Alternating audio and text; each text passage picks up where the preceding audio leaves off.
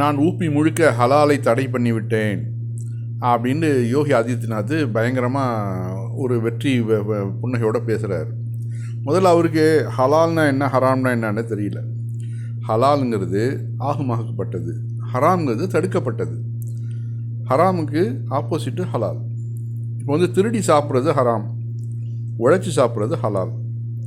பொய் பேசுவது ஹராம், உண்மையை பேசுவது ஹலால்.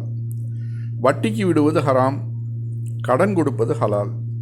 விபச்சாரம் செய்வது ஹராம், திருமணம் செய்வது ஹலால். ஏமாற்றி விற்பது ஹராம், நேர்மையான வியாபாரம் ஹலால். மது, கஞ்சா, போதைப் பொருட்கள் விற்பதும் வாங்குவதும் ஹராம், இளநீரும் டீயும் விற்பதும் வாங்குவதும் ஹலால். சிம்பிளாக சொல்லணும்னா தவறுகள் எல்லாம் ஹராம், சரி எல்லாம் ஹலால். இப்போ இவர் வந்து ஹலாலை நான் ஒழிச்சிட்டேன்னாக்கா அப்போ நீ ஹராமில் தான் நிற்கிறியா நீன்னு?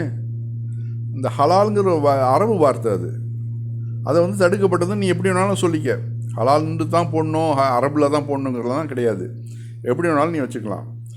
இதை வந்து யார் வந்து தடை செய்யணும்? உணவு உட்கொண்டுள்ளவர்கள் வந்து எங்களுக்கு வந்து இதில் வந்து ஏதாவது பிரச்சனை இருக்குது அப்படின்னு அவங்க ஏதாவது ரிப்போர்ட் பண்ணாங்களா? ஒன்றுமே கிடையாது. இதில் மேலும் மேலும் வருது பாருங்கள் நிறையா. ஏமாற்றி விற்பது, விபச்சாரம் செய்வது ஹராம், திருமணம் செய்வது ஹலால். ஏமாற்றி விற்பது ஹராம், நேர்மையான வியாபாரம் ஹலால். மது, கஞ்சா, போதைப் பொருட்கள் விற்பதும் வாங்குவதும் ஹராம், இளநீரும் டீயும் விற்பதும் வாங்குவதும் ஹலால். சிம்பிளாக சொல்லணும்னா தவறுகள் எல்லாம் ஹராம், சரி எல்லாம் ஹலால். இதே போல் 1000 உதாரணங்கள் சொல்ல முடியும். எல்லா மக்களும் இதை ஏற்று நடந்து கொண்டு தான் வாழ்கிறார்கள். இதில் எங்கே இவர்கள் ஹலாலை ஒழித்தார்கள்? ஹலாலை ஒழிக்கிறேன் என்பது அந்த எழுத்துக்களை தானே தவிர அதில் உள்ள வாழ்வியலே அல்ல. அப்போ வந்து ஹலாலுங்கிற ஒரு முத்திரை வந்து இருக்கக்கூடாது அப்படின்னாக்க, இப்போ நீ வந்து சவுதிக்கு ஏற்றுமதி பண்ணுறிய, பீஃப் ஏற்றுமதி பண்ணுற, ஊபியிலேருந்து தான் நிறையா ஏற்றுமதி ஆகுது. இங்கே வந்து மாடுகளை வெட்டக்கூடாதுன்னு ஏழைகள் இந்துக்களை வந்து வஞ்சித்து வெளிநாடுகளுக்கு, அரபு நாடுகளுக்கு, சவுதியிலன்னு நீங்கள் பார்த்தீங்கன்னா அவ்வளோ சூப்பரான இந்திய பீஃப் கிடைக்கிது நமக்கு. இப்போ அதெல்லாம் வந்து ஹலால் முத்திரை போடலன்னா வந்து அங்கேருந்து இங்கே வந்து தூக்கி எறிஞ்சிடுவான்.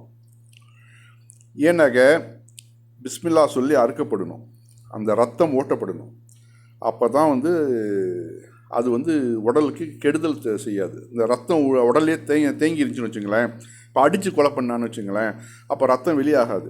ரத்தம் உள்ளேயே இருந்துச்சுனாக்க, அந்த இறைச்சியோடு கலந்துருச்சுனாக்க அது வந்து உடலுக்கு கெடுதலை விளைவிக்கும். இது வந்து சயின்டிஃபிக்காக ப்ரூஃபானது.